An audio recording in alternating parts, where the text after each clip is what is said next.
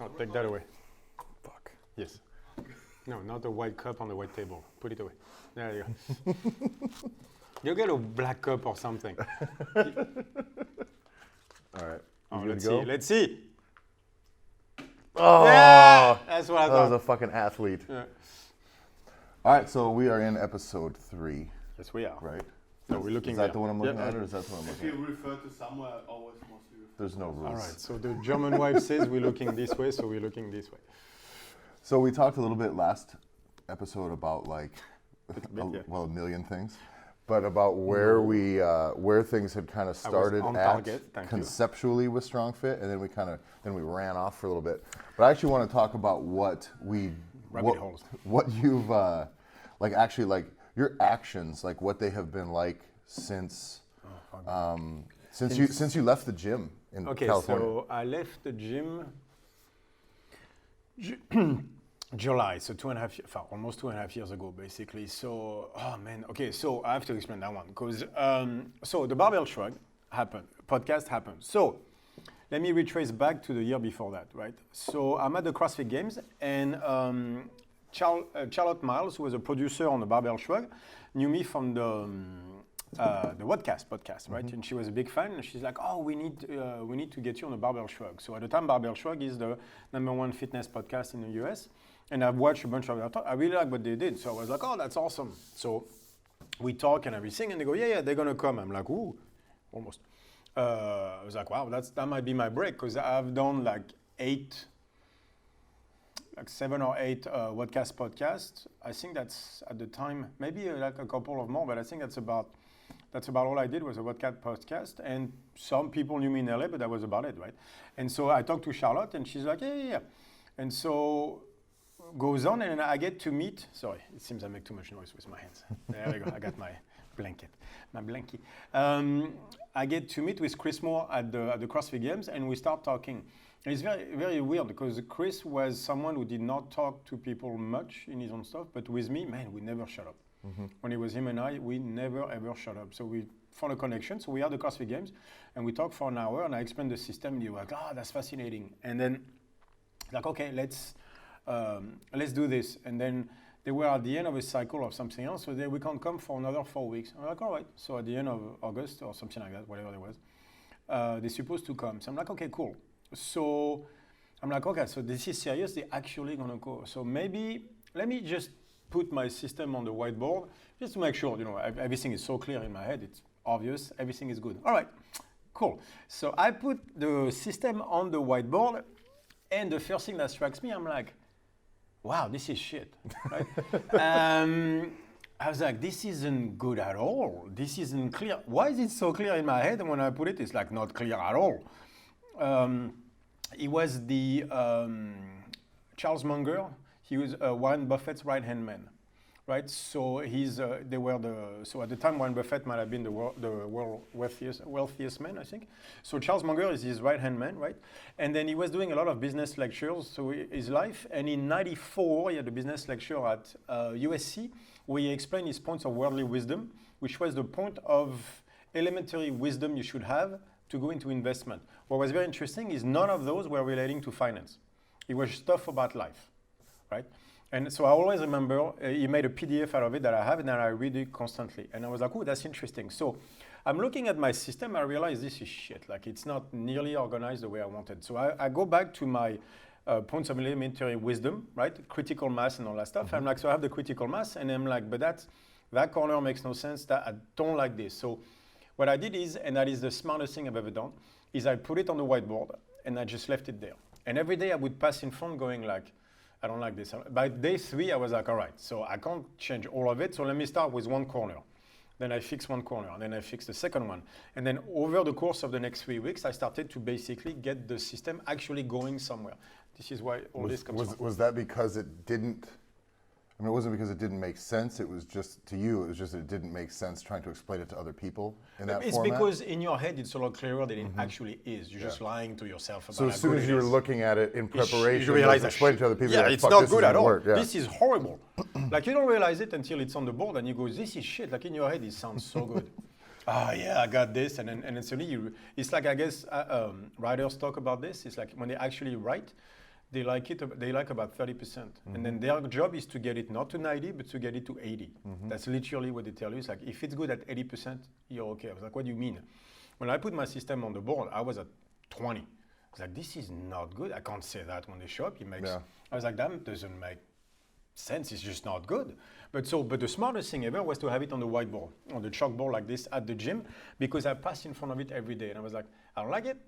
I don't like it. You know, like you pass in your gym, there's a stuff, and you go, I don't like it. I don't like it. I don't like that color. I don't like that painting. That, right? And so I was like, all right, so let me fix that shit. So you got it tidied up into a format that you were prepared to Yeah, deliver like, well, I publicly. mean, first of all, if you look at it, you go like, that's not good. First of all, it has to be good. Then I have to know how I'm going to explain to people, but it has to be good to me. Yeah. Before I can explain to people, I actually have to look at it and go, this is good. Otherwise, what the fuck am I doing, right? That if I looking at it, I was like, I can't do that. This isn't good. It's like you painted something, you look at it and you think your painting is shit. You're not going to go and show it to someone, right? So I was like, oh, well, so let me fix it. I realized very fast I couldn't fix the whole of it at the same time. So I was like, all right, let me fix first corner, then I'm going to fix a second. And then as I went like that, 3-4 weeks later, by the time they got there, I had a system that was somewhat, I mean, at the time was established, which I thought that was mostly done at the time. I know, isn't that funny? And I was like, okay, so that's okay. And so they show up, and then I do my whole stuff. Also, by the way, I have to give you the side story on that one. They show up at 9 in the morning, right? We start talking. Now it's 10 something, and they said, you know what, we have enough of stuff to go for 2 episodes. I was like, awesome, so let's do this, right? And so we start talking some more, and they're like, we want to train first, and then we'll do the podcast. Yeah. It's like, you're going to train and then do the podcast right away. I was like, I don't think you guys understand what my training sessions are like. It was like, yeah, we trained before. I'm like, challenge accepted. And so now we train, and it's 11 o'clock, and I murder them. I destroy them. What you don't see is like Chris puked like 3 times over there. I can't remember who is it that ran in the back and puked 6 times because he wanted to hide from the camera, but he was like dying in a corner. So they all died basically, everything. So now it's like it's like 1 or something like that. We start like 11:30 to 1, destroy them and everything, and they're zonked out of their mind. So they have some sushi and they're dead, and like we can't go right now. So now basically I have to keep on talking while they're basically dying. So now we shoot the first podcast at 3 in the afternoon. I've been talking about the same shit since 9 that morning, right? And putting them to workout. So now it's like 3, 2, 1, go, hi! And I have to make it sound like it's the first time they ever hear it. Yeah. And so you'll notice like, who was it that had a problem remembering my name? It wasn't Chris, it was Mike Bledsoe, right? He's not joking. I swear, he's not making it up. It's not a prop to make it funny. He could not remember my name because it is so fucking zonked from the workout. Like at some point, he's looking at the stuff and he's trying to remember the pyramids, and he's going like this. He's that zonked. So I'm looking at them, and so every time I didn't get an answer right away, if you see, I keep on talking because I'm realizing they can't fucking talk. They completely zonked. But this is my shot. It's a Barbell Shock podcast. I'm going to make this work. Fuck it. I'm going to run with this, and I'm going to say whatever I want. So I don't care what question they ask. I'm just going to go with the system. And every time they slow down, I keep talking. So that's why if you see, you'll see them going, I'm like, fine, motherfuckers, I'll keep talking because this is my shot. And so then we finish the third podcast. We go 3, 2, 1, second podcast right away. There's no break in between. It's like, so now it's basically 3 hours of podcast straight. Yeah. And now we finish at 6 o'clock. I've been at it since 9. Oh my God, I was that day. So I finished the day in a complete daze, right? And then we go have dinner and I'm completely disconnected. But, you know, like I go to bed and I'm like, what just happened? Because I think this is good. I think I nailed it. I think I was pretty good, but what did I say? Because by then I don't remember any of it, right? And I was actually a bit more aggressive at certain things that I wanted, but I'm so tired, I don't realize I'm doing it. So a week goes by and then they release the first episode and I'm watching it going like, that's pretty cool. So I think it's good because people are going to get the system and then they can use it at their gym. I'll get, they'll get me my 15 minutes and that's it. Right? But I think that was good. That's a good, that's a good start or whatever. And then the next morning happens. I wake up and I have literally 50, 60 emails. And I'm like, that's weird. And the first email is from a guy named Zach Evanesh. And I'm like, it can't be Zach Evanesh. At the same time, how many people in the world are named Zach Evanesh? Not many. There can't be that many. And then I open the email, he starts with my brother. And then the email is like 3 pages long. I was like, I'm going to be okay. Because, I'm like, I don't know. And then the stuff jumped up. And then I went from 2,000 people on Instagram to 10,000 in literally 5 days, I think. Yeah. Every time I opened my phone, it was Instagram, Facebook, Instagram, Facebook, Instagram, Facebook. And I'm like, email. And I'm like, So there was the day before, the day after the barbell shrug. Like I always say, people like changes in life are very incremental and things happen slowly and you cook them and everything. But just there was a day before, the day after for me. Barbell shrug changed everything on so many levels. And at that time, I'm supposed to go work at Invictus, right? That's not work at Invictus. I never worked for CJ. The idea was to work with CJ, right? Yeah. So the idea was I help him with the games, athletes at Invictus, and we start to work together toward doing seminars and working together to change the fitness industry. Because my goal was always the same, was I saw issues in the fitness industry I wanted to change. So the idea that I would go at Invictus just to help with the team and their athletes, obviously. But the point was to work with CJ so I can create what I wanted, which is the idea of what StrongFit is now, right? So I have the barbell shrug happening at the same time that the Invictus thing is starting to come. And so I moved, so I start to tell CJ, yeah, I'm going to move, but actually moved to San Diego in April the year before. So we just talked with CJ about me going to Invictus, but nothing has happened. So I'm like, I can do the back and forth with San Diego. And actually, so I did basically, I went there twice a week for 6 months, right? Back and forth on Tuesday, come back on Wednesday and everything. Then I found an apartment in April. And now basically we get to July, it's been a year since the barbell shrug, so everything has exploded, right? And I remember going on the podcast, he said, why don't you do a seminar? I was like, because of course, Richard is in the back saying, Coach, we need to start doing seminar. Yes.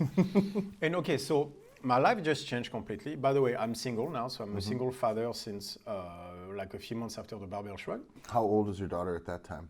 She's 11 at that time. Back then, okay. They're 10, 11, right? Yeah, Something like that. So I'm a single dad, right? And so what the whole stuff. And Richard is like, we need to do seminars. So I'm like, okay, so how about we do a seminar right before the games, one right after? Oh yeah, that's awesome. And so we start. At this time, were you thinking too, like when everyone's saying seminar, especially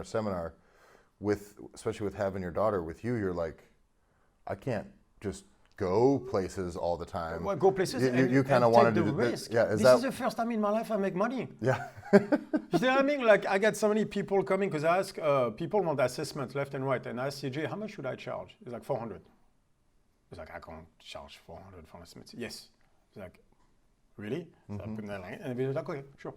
People have trouble with that, like so much trouble. like having setting an actual like a real value for something. Yes, totally. Like it takes so many times in order to actually be able to ask for what it's worth. People that you have that you trust and have respect for telling you to do it. Yeah, because as soon as you say you're going to charge this much, it's a lot to you, and that's the thing. That money's a lot to you at the time.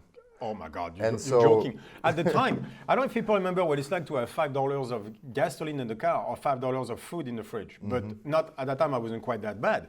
But there's been many times where I've been there. Yeah. I had the gym for 5 years. I struggle every single day.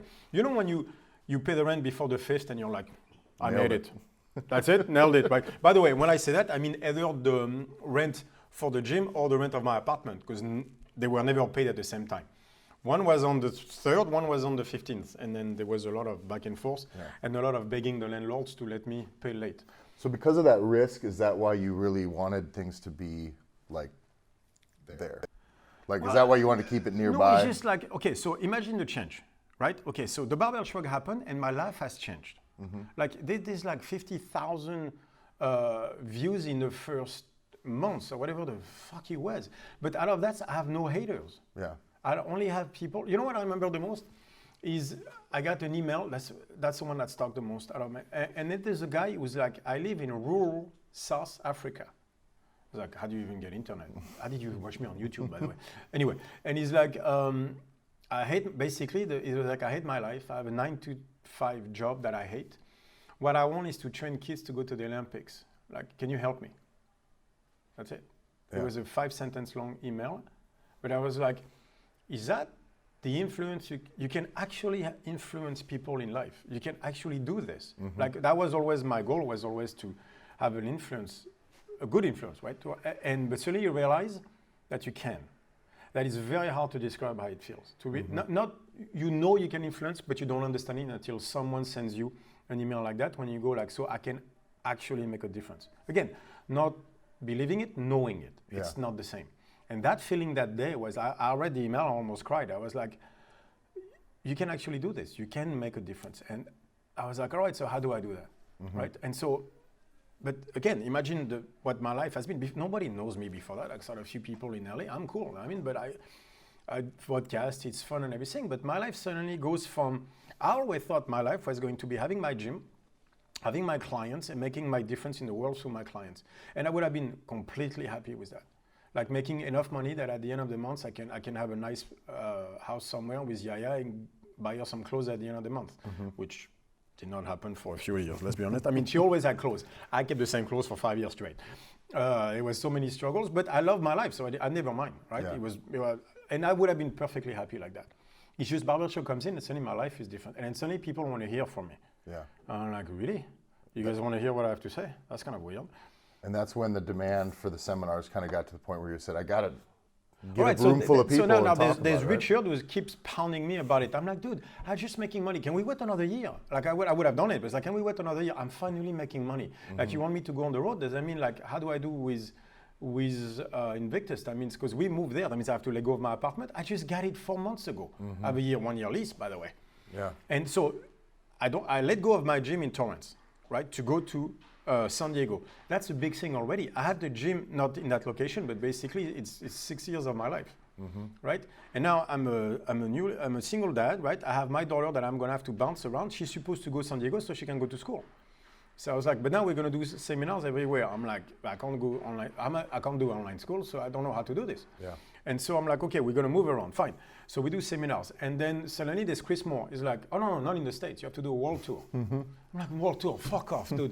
Where are you all coming from with a world tour? Shit. I was like, now I'm starting to get pissed because I'm like, you guys have to decide. I have an 11-year-old to raise. How the fuck am I gonna do that? They're like, no, she'll be fine. Don't worry. And then they're like, it's easy to say. And so they kept pushing. And then I have Johan from Unscared. Basically, it's like, you should come to Europe. I was like, oh, motherfuckers, what do you mean? And he's like, oh, you could do a list. And then we started with a list of 6 locations in Europe. And so now I'm like, so what you're saying is I'm going to let go of my apartment, take my daughter on the road with me as a single dad. To go to 6 places. To go to 2 seminars in LA and then 6 places in Europe. And then we go from there. They were like, yeah. I was like, fuck it, let's do this. So welcome to my life. It's usually like, if I think it's a good idea, it's like, fuck it, let's do this, and then we figure it out. That's a type of, well, plus at that time when you're living, like you're gonna try to pay for a house, you're gonna try to pay for your car, you're gonna try to make that stuff work. The idea of even like how you would do this stuff, most people have never thought about it. I ran into the same thing when I was gonna come to move here. You tell people like, no, I'm selling my house and shit, and I'm moving. They're like, what the fuck is wrong with you? Yeah. What was it like amongst the people that you were with in California when you were kind of going to uproot and just go with no plan? I don't have people. That's the thing. That's in a way, it's my greatest strength. Is me. The family is Richard and Dea. Obviously, my daughter, right? Yeah. But at the time, it's like Richard is coming with me.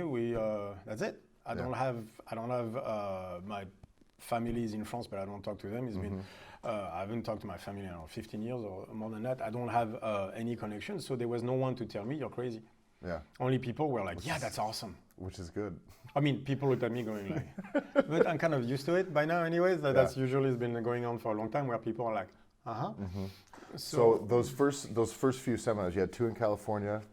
Yeah, then we go to here at Unscared, so in Utrecht. That was the first one. So we arrived here with Richard. Had Yaya ever traveled out of the States at that time? No, she was born in Brazil. She spent 6 months in France, but then when she got to the States, she's 1. Okay. So from 1 to 11, she has never left LA. So for her, all of this is all extremely new. Sure, extremely new. Things she had never even probably imagined possible. Yeah. Like she has, what the hell is happening? Like we take her out of school. She has no friends, no socialization, and nothing. She's like, well, where do we live now? Yeah. Well, you live everywhere. See those 2 suitcases? That's basically where we're going to live. So get all your stuff. Did you have a hard time selling her on that, or was that just the way things I didn't tell the whole truth necessarily, but they might have been, not all the details were not necessarily laid out perfectly, but it's like, honey, we're going on an adventure. Yay! Well, I didn't exactly know where the adventure was leading anyway. Yeah. I had no clue where this was going. Who the fuck? I had 6 seminars in Europe set up. This is like 4 months after that. I have no idea. Yeah. We just kept going. And I was like, sometimes you gotta jump, man. Fuck it. I agree. How long was it until like the smoke cleared and you had time to even plan anything? Because that's 3 months and you're like, fuck. And then you just go, and I suppose you're just grabbing onto the next thing to keep things moving forward. When I signed my lease in June. Here. Yeah. It's a few months ago. It's 2 years ago, yeah. It's 2 years. So it's 2 years of just 2 years of going. Spinning. Well, I still don't know where we're going because we're going to keep doing the seminar. So I guess we have an apartment here, so we're starting a life here. But I guess that's when you would say the smoke cleared up was June, so 3 months ago. So for 2 years, it was just, we're going somewhere else. Cool. It's like literally we planned the seminar going like, I've never been there. Let's see if there's a CrossFit box. It usually is one. It's like, talk to the guy. Let's go there. Yeah. What was like the hardest part getting used to? Because that's a lifestyle you hadn't lived either. No. Or were you pretty well accustomed? Oh, yeah. You I was took born to for it this. right away. Oh, yeah. Yeah. I loved it. Yeah. I love the traveling and everything. I was born for this because I had no problem whatsoever.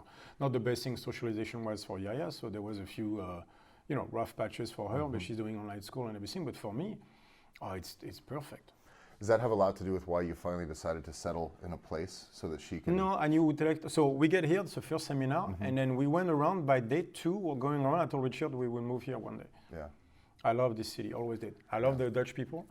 I did it from day 1. I love the Dutch people. I loved Utrecht. It's the way it was. I was like, we're going to move here one day. When we're done with the whole touring like this, not done with the seminars, but when we settle somewhere, it'll be here. So I knew it right away. And so she had a couple of years where she was kind of just around adults a lot. Constantly, yeah. So that's why she's so comfortable. Yeah. And so now that she's here, she's doing like hockey and she's doing MMA, dance classes. She's doing dance classes, so now she has friends and she has a phone, first time ever, right? So she's texting. And she gets to go have a movie. She's going to go to a movie this week with a friend. That's going to be the first time. Crazy. Yeah, because 11 to 13, she basically was a child, adult, whatever you want to call it. She had the same life we had. So we did online school with her all the time, which suits her better anyway. Yeah. Because she was diagnosed with a learning disability very early on, but that's not the. She's most likely like me on the spectrum, so that's why this life was perfectly suited for us. Yeah. So it was awesome, but it was a crazy ride for 2 years. But for me, it was never an issue. Had you never had much of an attachment to like your stuff then? No, but I've been moving around since I'm 14 years old. Gotcha. I ran away from home when I was 14, and I went to live with my uncle in Africa, in Ivory Coast. We'll back up. Yeah. So so you have to understand my family. My grandfather was a colonist, fortunately, and so my grandmother was born in Congo. She was the daughter of a colonist as well, and so my mother grew up. My uncles grew up in Madagascar and then in Chad. My mother came to France. She was 17. Okay. She grew up in Madagascar and Chad and all those places, and so a lot of them went back to Africa to work. So my uncle was a teacher there. So me, I'm 13, I'm France, and my life is falling apart between my awesome family. I didn't have a hard childhood as a kid because we were a certain social class, but it was very ugly. And so I'm 13, my life is falling apart for many different reasons. And I'm like, fuck it. So I talked to my uncle, and then I basically ran away from home and ended up living with him for like 2 years. How does the act of running away from home when you're 13 to Africa look? You use your grandparents as a shield. So I went there on vacation. Got you. Flew? For months, flew there and then stayed with him. Got you. And then they were like, what the hell happened? I was like, yeah, I'm good here. I'm going to stay here. It's here. not little Julien with a backpack on the side of the road. No, I couldn't. I would have done it, but my grandparents was like, let's see what happens. I was like, I don't care. I'm not staying. Yeah. So they knew that either they were helping me or something. I was going somewhere else. But yeah. So you're in Africa at 14. Yeah. What the fuck? Okay. Do you No, do that's there? not even what the fuck. You get to school. So first of all, I'm at what's called a CDG, which is a local high school. There's 2 high schools in Katiola, where I was. So Katiola is what they call a town in the bush, which is basically a village anywhere else, right? That's awesome. So first of all, there's 2 high schools. One high school where all the professors, the teachers, kids go. So the teachers are basically loaned to Ivory Coast by the French government. It's like an exchange stuff where they have the teachers basically coming from the French system teach the local schools, right? So that's where my uncle is.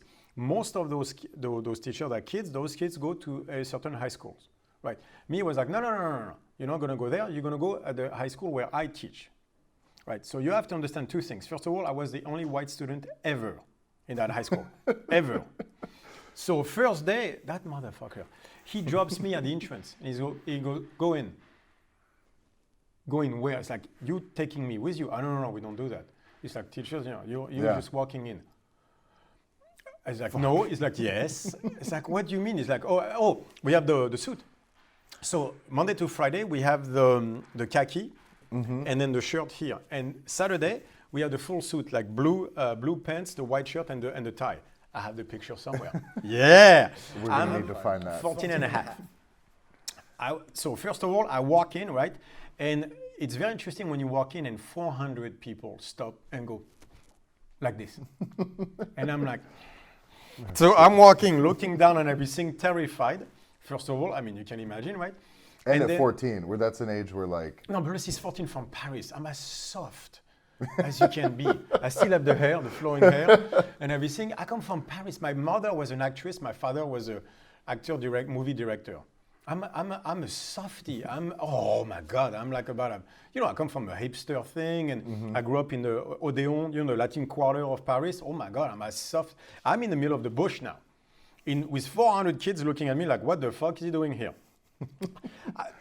I walk into my classroom and it's Africa, everybody's laughing, everybody's loud, and suddenly they all go like this and there's not a sound in the room. And I'm like, oh. So I walk in and I'm like, sorry, can I sit here? She's like, what? Can I sit here? Yeah, but she's like this and everybody's kind of smirking and everything. The teacher comes in and goes, whoa, what are you doing here? He's like, I need to talk to your uncle. He's like, yeah, sure. So I'm like this the whole time and I'm like, recess is coming. They're going to stand up, kill me and eat me. Yeah. I know that. Recess comes, they all stand up. I'm like, and they all go in file one by one and say, hey, my name is. And they all introduce themselves one by one to me in a line. It's like, I love you, guys, thank you. So what I discovered too is they're all 20. Oh, yeah, shit. because first of all, this is the middle of nowhere, right? So that means the kids are never declared right away. So you're born and then your parents are going to get you registered 3 years later, maybe 4, and they start school later. So they're all 20s, have beards, kids, family. I'm 14 going, where the fuck am I? Thank God I'm tall, because I'm 5'10" at the time, otherwise. So that's me in Africa. Oh, that was fun. So start like that at 14, everything else after that is a cinch. So moving around, I was like, bring it on. Not a big deal. Nothing can scare me. Holy shit. Oh yeah. So, but by the way, Africa is the craziest place because what you discover is, people tell you, oh, you can die tomorrow. No, not tomorrow. Today at 5. You might be dead today at 5. That's an entire different way of looking at life. Yeah. Like today at 5, you might be dead. That's a weirdest thing. Like I've seen shit that are, it's hard to explain. Like that'll be a podcast in itself. But you realize like you don't want to, in a way, get scared. Is I'm in the garden. I'm fucking around with a mouse. It's about that big. The teeth are so big, it's the size of this nail, that the teeth are so big, the mouse runs around with her head tilted back because the teeth touch the ground otherwise.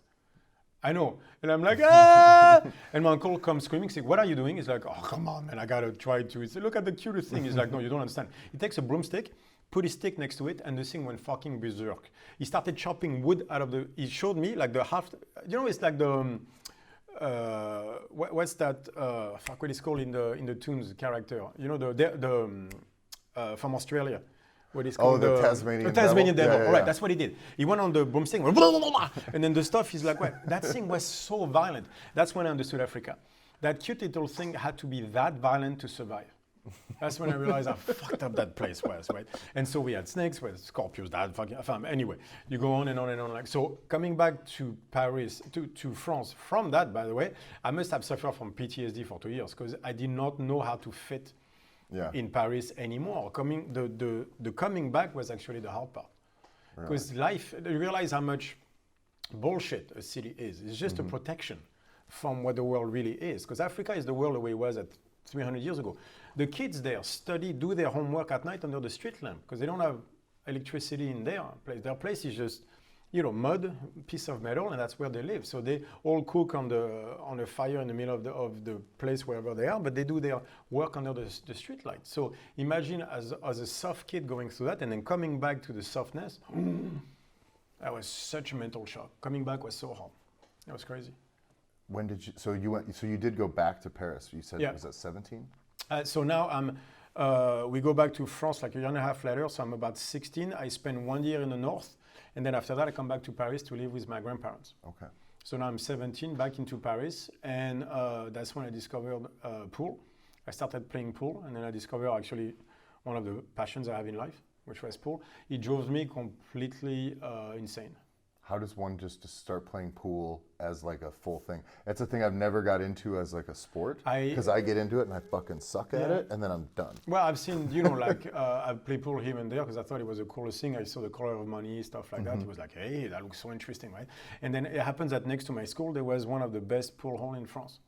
And so I get in there and I'm seeing the guys. I'm like, oh, that's interesting. And I'm seeing some really cool players. And pool just hooked me. I can't explain to you any other way than I was like, the sensation, all that stuff was like, it was like finally me living in my inside world had meaning on the table.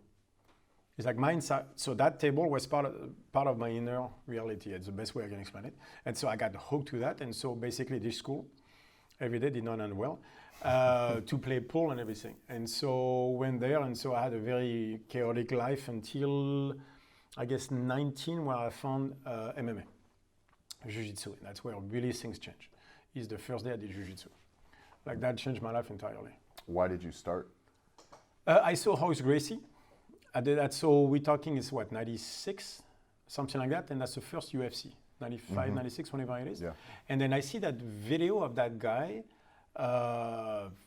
fucking people up on TV, but in a way that didn't look like the martial arts movie that I ever saw. Yeah. I don't know if I grew up with martial arts movies. I just love the stuff, right? So Bruce Lee, all that stuff, and I always thought it was high kicks, like, the more you can spin. Circled wagons of people just getting their asses Exactly, kicked. and the more you can spin, the better you are, obviously, and everything. And then, so I'd always, of course, I'm 16, I'm like, I'm going to move to Thailand and become a Thai boxer. That's when I saw Jean-Claude Van Damme, and stuff like that, right? And so, Gonna blood sport my way through. Blood sport. I was like, I'm going to do that for a living. And so then I see Mathäus Gracie, and that was true violence. Like him squeezing people and on bar and going like this, you realize that's violence. That's what this is. And in a way, I got scared watching him because I was like, that guy will fuck me up. Yeah, that's really real. Yeah, exactly. Like you have someone on top of you who's going to violate you, and there's nothing you can do because the guys are, on their back and they can't move, and he's destroying them, and you go like, oh. Yeah. That touched something inside. Was like, that scared me that someone could do that. So that's the reason you sought out jiu-jitsu place? I don't like being scared. Yeah. So I was like, I can't be scared. So I need to see what this is. So I look for a place that had jiu-jitsu. And so you find, like, what's the first day you walk into? That's what changed everything, is the first day. So I'm walking, we're doing jiu-jitsu, and so he gets me to spar against a dude about my size, 90 kilos at the time, skinny. And within 3 minutes, he's on top of me, mounted position, choking me. And I had a panic attack. I never had a panic attack in my life, but I went, and my face must have changed colors 3 or 4 times because the guy went, whoa, and let go like this, right? Because I went like this, and I panicked, like it's an elevator trapped on fire. Like this is, especially for me, I freaked out. Yeah. And I went like this and everything. And I remember like I had battery acid pumping through my veins too from the fatigue, because I tried to muscle my way for 3 minutes, which is, you don't realize how long that is until you don't realize how long that is until you do it.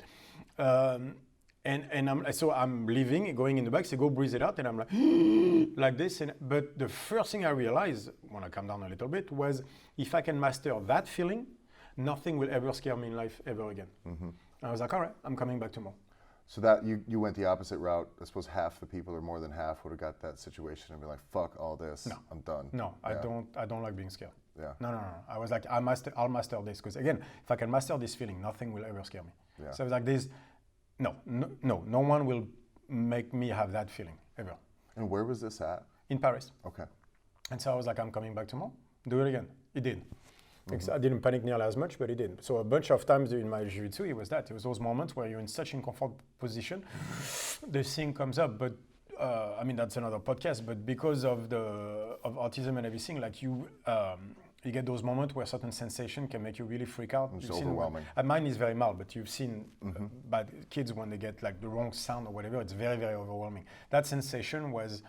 I can't explain what it's like to have a bomb going in your head like that, but I was like, no. That's where you're like, fuck, I gotta get this under wraps. Exactly. Yeah. I was like, but if I can get under wrap in the worst situation, then it'll always be under wrap. So I was like, I'll control it then. Because it comes up like that, I could never control it before. So. And you stayed with that for pretty much ever? Yeah. I mean, obviously with travel and stuff, it's probably less consistent. There was some problem at the gym where I was before, like in Torrance and everything, where unfortunately I had a business partner that got into a fight with my teacher, John Machado, and that kind of created a wedge between John Machado and me, which is one of the things I'm the most ashamed of, is to let that guy get in the way.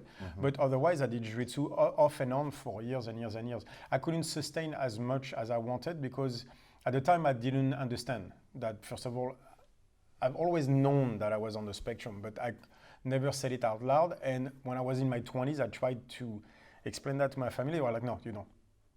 Because this is autism, you don't have autism. I'm like, okay. But there was moments where the intensity of jiu-jitsu and all that stuff was getting to me. But that's not just jiu-jitsu, it's just life in general. There's been a lot of up and down in my life because not being able to deal with the stuff. And did you get into, part of that probably came from the competitive nature, your competitive nature in doing it. Was that so? Because also, like, even though the way jiu-jitsu is, especially in training, is like once you're sparring, I mean, you are competing with another person, not standing next to another person. Yeah, and not trying to take your head off. Trying to squeeze their fucking head off. Exactly. Yeah. But to me, it was a competition with myself. It was like, I will not let someone be able to have that kind of a hold on me. But not physically, that feeling of being overwhelmed. I was like, no one will create that in me. Yeah. So I need to control it. So I'll put myself into the worst possible situation, which is jiu-jitsu, and I will learn to deal with it. And I suppose it's one of those things where it is the worst, very kind of high stakes situation. Yeah. But it still isn't technically life or death in that. I mean, exactly. your next option it's is still to a control environment. Is just to go out and get into fights. Tap. Yeah. No, tap, right? Because it's a control environment. But I was like, that was the greatness of jiu-jitsu. That's why it saved me. Because I was like, I can be in the most violent situation for me, emotionally, like inside, and at the same time being in a controlled environment when I can tap at any time. I was like, then I can learn to master this. You know, then there's a safe out. There is a safe. Otherwise, I would have freaked out every time, because then it's life and death, right? Yeah. But instead of that, I was like, I'm going to learn to control this. It will not control me anymore.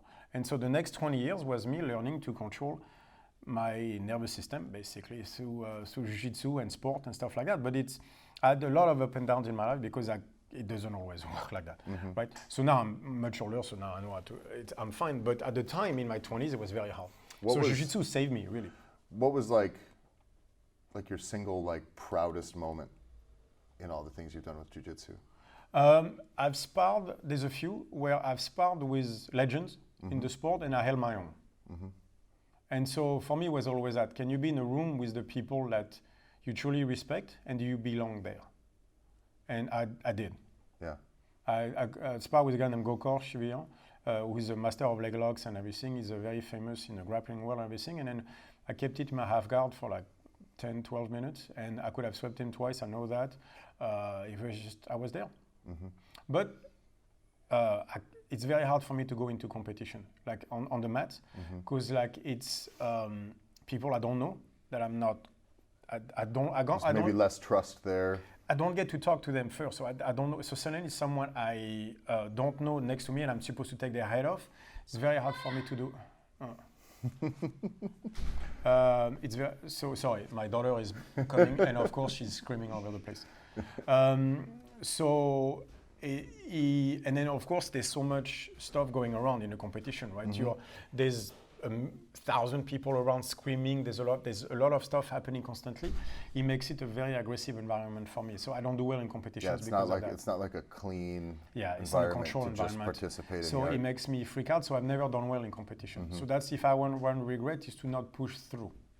Like I've always one of the. Do you think? Do you think leaning into that would have been maybe the same key for you Yeah, that totally. that leaning into the discomfort of the sport. There's no was. question. Yeah. But that's been the ups and downs in my life is when I quit. Right? Like it started early in life where I was good at sport. One of the things I was gifted at everything always. So I was very, very good at a lot of sports, but it would have been good to have a father who had pushed me then. Yeah. And I'm not putting the responsibility on him, it's my own. But in life, many times I've given up on stuff where I should have kept on going. But I did not understand why I was freaking out so much into certain situations. If I could go back and explain to me, younger dude, it's okay. It's just, it's a behavior thing. This is what happens when like that. It will help you do so many things in life. The downside is you are more sensitive to certain things. That's all. Your nervous system is very sensible to certain things. And when they go wrong, they go really wrong. When they go well, they go really well. It's like use it, learn to control it. Like if I could, I've learned that much later in life, right? In my 20s, it wasn't there. And so there was a lot of up and downs where for months, I just couldn't spar. On top of it, I had an entire thing with my tooth that fucked me up physically for my entire 20s. So there was a number of things that got together. Did I ever tell you that story? No. Okay, so it's not bad either. All right. So I'm 21 and root canal on the right Yeah. here. So I go to a dentist in Paris, right? And so she starts drilling. What I didn't know is she breaks the pin inside my tooth. And she's like, whoops. So didn't tell me though. Covered it up. Oh Christ. Oh yeah. The thing is not done. She just broke the pin. It's still there, by the way. Yeah, she could never take it out. It would never take it out because it took me fucking 10 years to know it was there. So, but the root canal isn't done, right? So she covers everything. It's like, you're good. So I leave, right? And unbeknownst to me, I need a root canal because there was already the infection, right? So it keeps spreading. So it goes down basically. And so my entire 20s, I was shy away from septicemia, from blood poisoning because the infection kept growing and spreading and spreading. So I got to a point where I would train. If I were to lift weight in the jiu-jitsu, I'd get sick. And I was like, I'm such a pussy. Like everybody's training, like they're doing cardio, they're doing lift in the morning, they do jiu-jitsu, they do boxing. I can't do one. I can train 4 times a week and I get sick. What the hell? And so I was in mild depression like that for years, but pushed through so jiu-jitsu and everything. So if you add the two together, that makes for interesting days, trust me. So on one side is my body failing me completely, right? Because I'm a step away from blood poisoning. And the other stuff, I have all my neurological stuff. That is, so the two together my 20s were interesting. And so I keep quitting and coming back to jiu-jitsu, back and forth until I moved to Brazil. Now I'm 30 and I go to see a dentist there and she's like, let me take an x-ray. I'm like, no, it's good. There's nothing there. It's like, no, there's nothing there. It was done. I want to check. And we went like this for like 10 minutes. I'm like, no, yes. And she did not let go. I was like, oh, fuck it, okay, go. And she takes a picture. She's like, let me take another one. I was like, what? And then she showed me, there's the infection at eaten about, 70-80% of the bone on the right side of my face.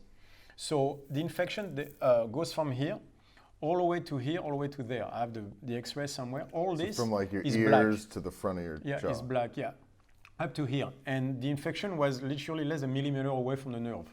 They say if they touched the nerve, then it was glass jaw, plastic jaw after that and everything. So she sends me to a first dentist, and the first dentist is like, and I'm like, I feel something. Like, no, I give you a shot, you don't feel anything. I'm like, I feel electricity going through. What happened was she was poking down and she touched the nerve twice. Gotcha. Done because it went all the way through. She just didn't know. Yeah.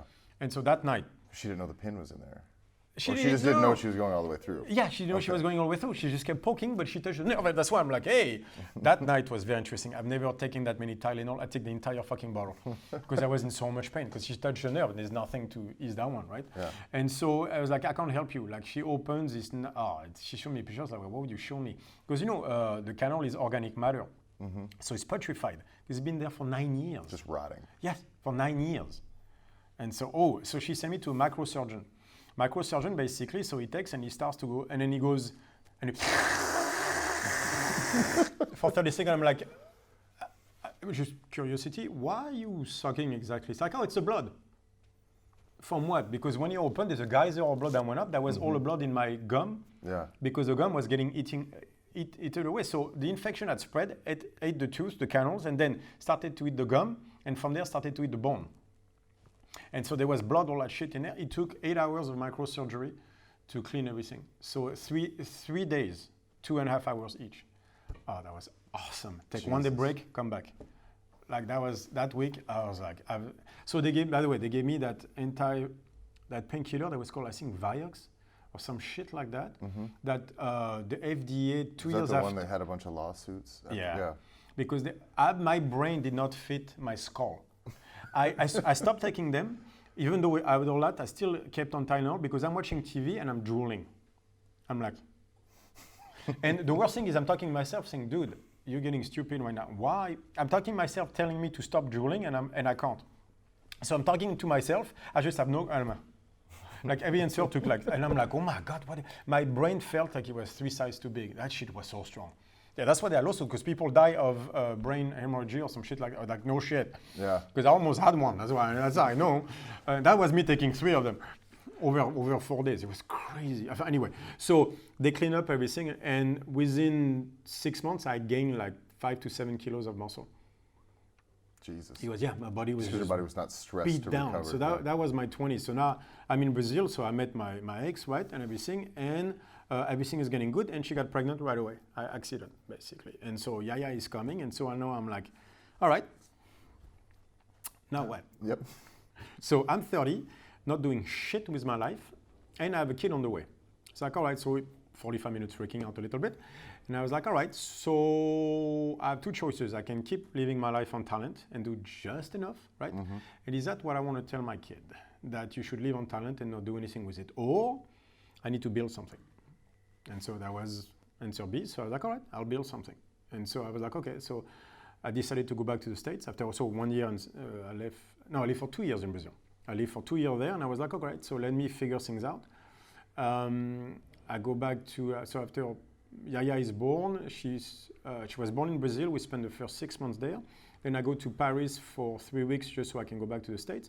Those 3 weeks turned into 6 months because I didn't know what to do. I'm going to go to the States, I have no idea. I'm basically a fiancé, a daughter, and no idea where I'm going. And so I show up. You wanted to build something, we had no idea what something was. No idea. So a gym, obviously, because that's what I do, right? And I'm like, oh, fuck it. So I had a guy who's like, I'll finance you and everything. I'm like, okay, I'll come. Awesome. I moved to LA, and he's like, no. So I have, my daughter is 11 months old. I have a fiancée. She's not working. She doesn't speak English. And I just told that, no, he's not going to finance the gym I want. Like, all right. So I did small job here and there until I worked for Equinox for like 6 months to a year, until I got enough money. I love the idea of you coaching Equinox. at Equinox. You know that they told me, the day I quit is the day they told me how to bench press.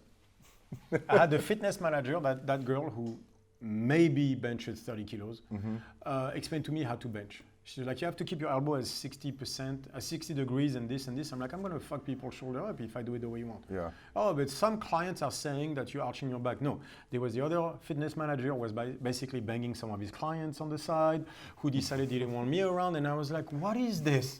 Right? I always thank Equinox for telling me how to not run a gym. Yeah.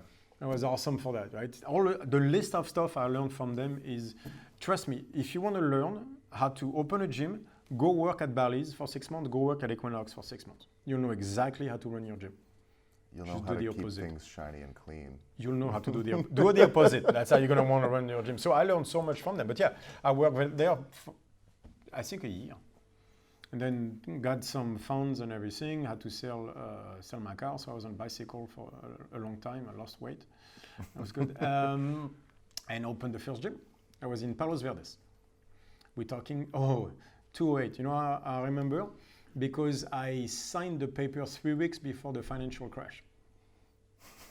Great timing. Yeah. Lost all my clients. Oh, no shit. Yeah, because they all live in PV, most of them, and they all had their money in their house. It did not go well. So all the loans that was promised, that went away too. Yeah. Yeah. So the first year was interesting. Even when you set up your gym,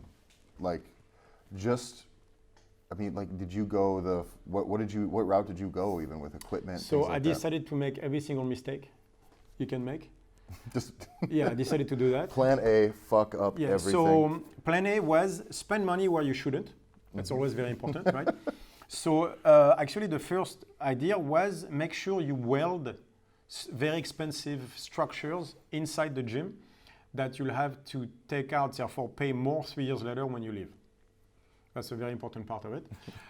Cost me between 5 and 10 grand overall, I think. Jeez. Oh yeah, but you know why? Because I created a Ninja Warrior entire setup inside the gym. Though. It looked cool. That doesn't just come apart and come out the like, front door. Like, you know what we had welded was an actual beam, a metal beam. You know, like the big one? Like, Yeah. We had that on poles that thick. So like special welder coming. Oh, it looks so good. That stuff did not move when you did pull-ups, man. It's not like those flimsy rigs they have everywhere. Yeah. My shit didn't move. Yeah, with special. Oh yeah. So I did that, right? I had 3 partners because that's also something you should do. So I didn't have 3 partners. I had 1 partner 3 times. And I fired all of them within a year and a half, one after the other, because of course they didn't work or didn't want to work, but they wanted part of the money though. So I did that. I spent too much money on equipment, stuff I shouldn't have. Oh, yes. I spent money on getting a NBA style hardwood floor to do strongman. What in the fuck? What? Who sold you on that? Me? You were just like, I need this? Yes, because it looks really good. That gym looked awesome though. That gym looked awesome. Look, if you're going to make mistakes, you go all in. That's the only way forward. That's the problem with going the loner route is that there's nobody to tell you that that's fucking a terrible idea. No, everybody did. Everybody did. No. You just weren't I had gonna plenty of people that told me it was a terrible idea. What do you know? So, first time I did strongman was yoke carries and farmer's walk. The floor did not like it. Just fucked it up. Yeah, I was very upset. I didn't quit strongman though. But I did quit the quit floor. on that floor. Yeah, I just quit on the floor. So when you... That was $3.50 a foot. Jesus Christ. Yeah. So Cost me a lot of money.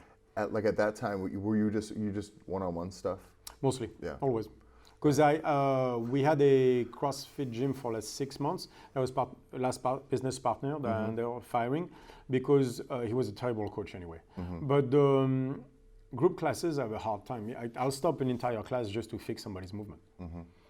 Right? So it's not my thing too You much. just like to be a little too precise to be managing a group of 15 people at a time. Yeah, because as you say, it's managing, and that's not the way I see coaching. So for me, it doesn't work. Yeah. I'm not against. I think group classes are awesome. So we had group classes, but for the sled and stuff like that. So the outside we had the parking lot like this, and so we started doing all the sleds. That was actually my workout. I had my powerlifting coach Sam Alduenda, the Mathäus world champion. He lived in PV, and one day he shows up in my gym, and there's that dude with legs like this, right? Coming, kind of buff upper body, 60, so white hair, that like Richard, perfect Mexican dude, perfect hair, like very flowy at 60 something, right? White everywhere, buff with those fucking gold gym sweater open at the neck. Remember those, right? Yep. With the pants but no legs, and but buff upper body and everything. It's like, I can teach you how to squat. And you're like, please do. Yeah, anyway, right? And my grandmother always told me to respect my elders. I was like, you never know. I'm like, I don't know who the guy is. To me, he's an old bodybuilder with no legs that's walking in telling me I'm going to teach you how to squat. I was like, yes, but you have to respect your elders. I was like, thank you, sir. I would appreciate if you would come and tell me how to squat. So he's like, I'll come on Tuesday. All right. So he comes on Tuesday, shows up, 2 o'clock, same thing, with a gold gym, the thing, and then he's like, all right, so show me your squat. And I show him, he's like 315 on the bar, whatever. It's like, that's a very good, you're very strong at good mornings. Like, what do you mean?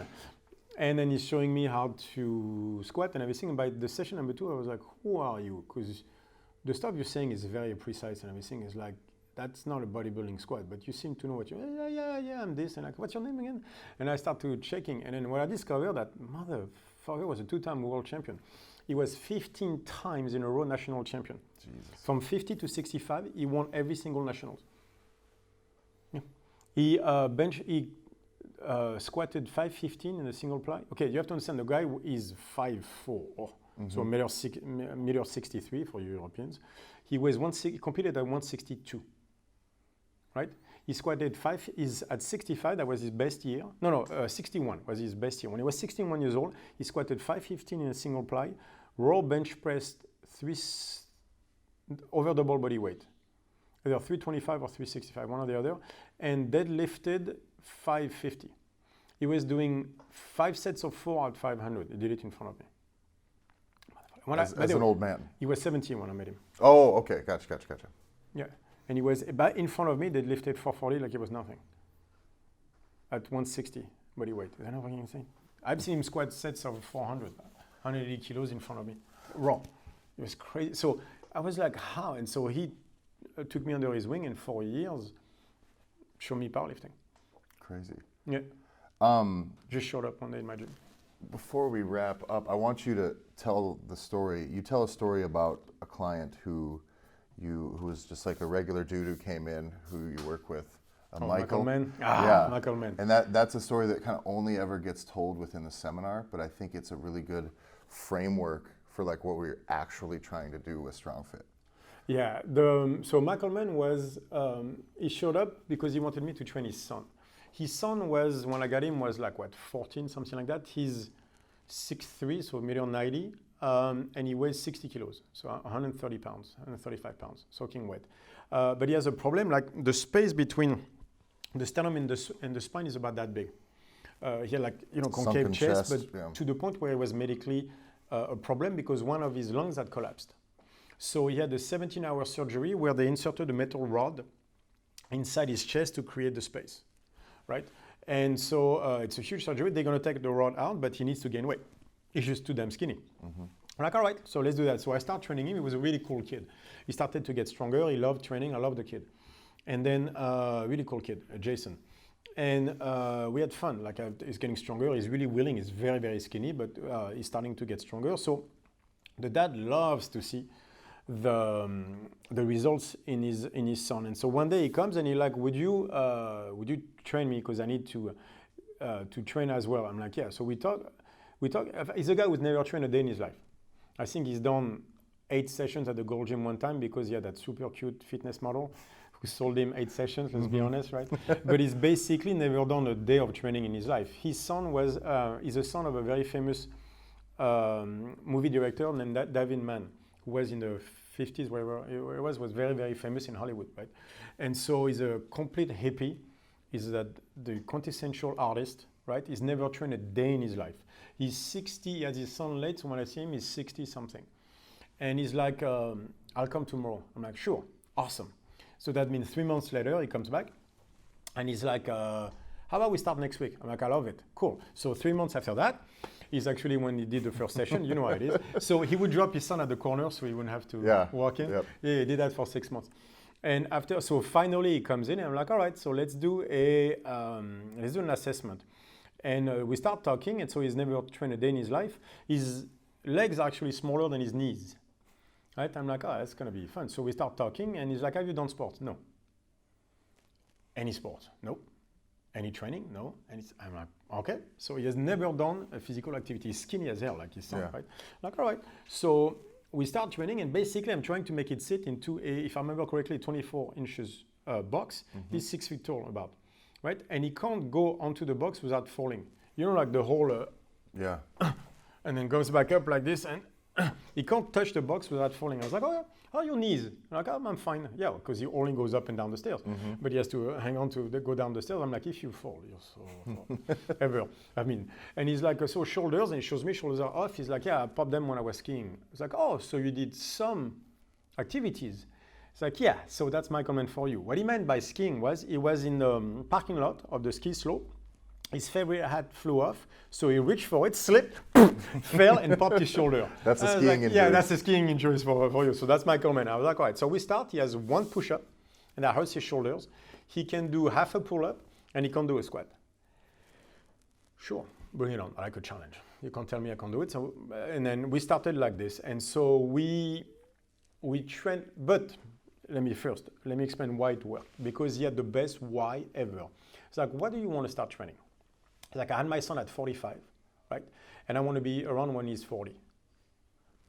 I was like, all right, that's the best why ever. And to all of my clients, any athletes I've ever trained, anybody combined, he's the person that had the best mental attitude toward training. Every single session, he was happy. Every single session, he was like, that was an awesome session, thank you. I feel my body, I feel great. I'm gonna have the body I always wanted when I'm 70. He had the best mental attitude toward training ever because he had the best why. Mm-hmm. His why was so strong, so ingrained into what he wanted that he came in, and whether he PR'd or not, it didn't matter. It was an awesome session. Thank you just so the much. work. I'm one step closer to what I want. I feel awesome. I feel better every day. Like he had that such positive energy to our training that made the training. We went from where he was then, right, to have a video of him lapping an 82 kilos, 185 pound sandbag and squatting it 3 times. Same guy. He took a 50 kilo, I think he was, sandbag, front squatted it for 5 reps. He broke parallel on the squat every single time. I didn't ask him. He just went down and up on the sandbag front squat, which is very hard, with 50 kilos, 3 to 5 times, I can't remember. But I got to the point where he could do 13 strict pull-ups on rings or on a bar. I got him to do 30 push-ups, unbroken. Right? So the reason we got to 30, because we had the deal going, was his age minus the number of push-ups he could do was the age of the girl he could date. Theoretically, because he was married. But that got him to 30 real fast, because he said, I don't do 40. So he got to 30 push-ups real fast. And so he became more than a friend. Like he was, I love Michael Mann, but he's my best coaching story ever. Like the numbers that he had, like 4 years in, I didn't think he would do a air squat correctly, ever. Yeah. And he got to stuff where he put 70 kilo log overhead, some shit like that. Like, oh, come on, that's insane. 60 kilo overhead, which was incredible, I think. I think it's important that's that's what coaches need. Is like the coaches if you're chasing, I want to take someone to the Olympics. I guess bless your heart, but those people are already doing that. I mean, they will. By the way, as a coach, you're not taking anybody to the Olympics. If you think you are, I'm sorry, you're an asshole. Exactly. Because you're helping. Yeah. You're not taking anybody to the Olympics. They are. It's like saying their shoes got them there. Exactly. No, they are. Their talent, their dedication, all that stuff. Now, are you helping? Of course you're helping. Are you part of what's getting them there? Totally. But you're not taking them there. No, they are. Their talent. And those guys, if they have the talent, what they need is a push in the right direction. But they should make it. That's not coaching. Coaching is Michael Mann. Yeah. You know why? Because there's no glitter in it. Exactly.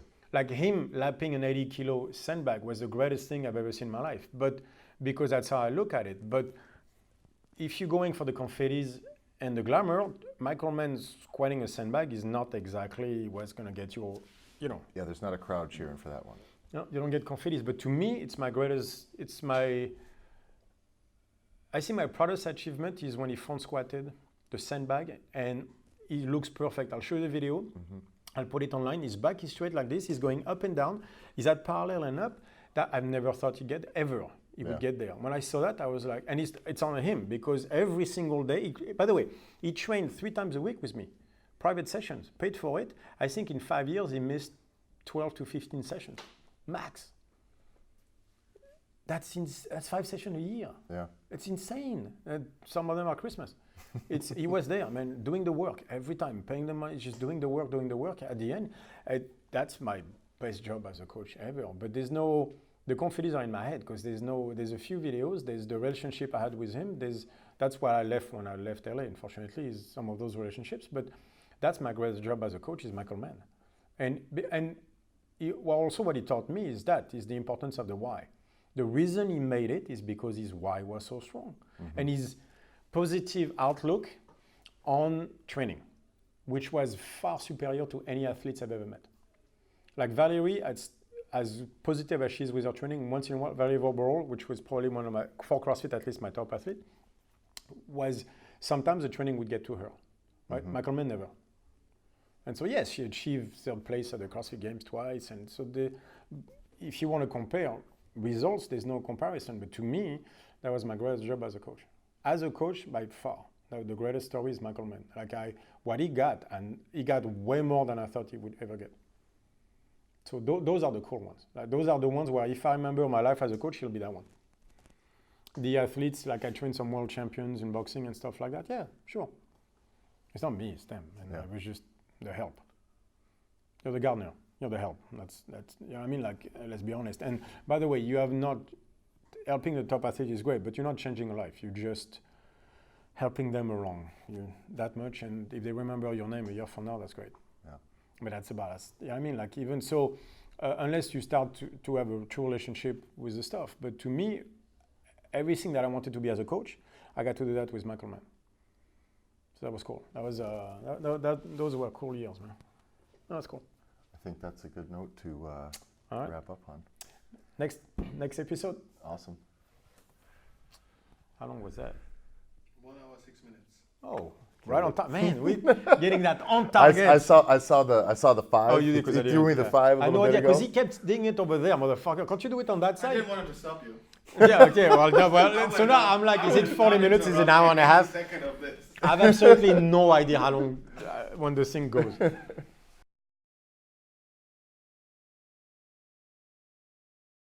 He was his first PE teacher. I should have told the story. That was such a good story. We can get into it Yeah. any other time. Okay.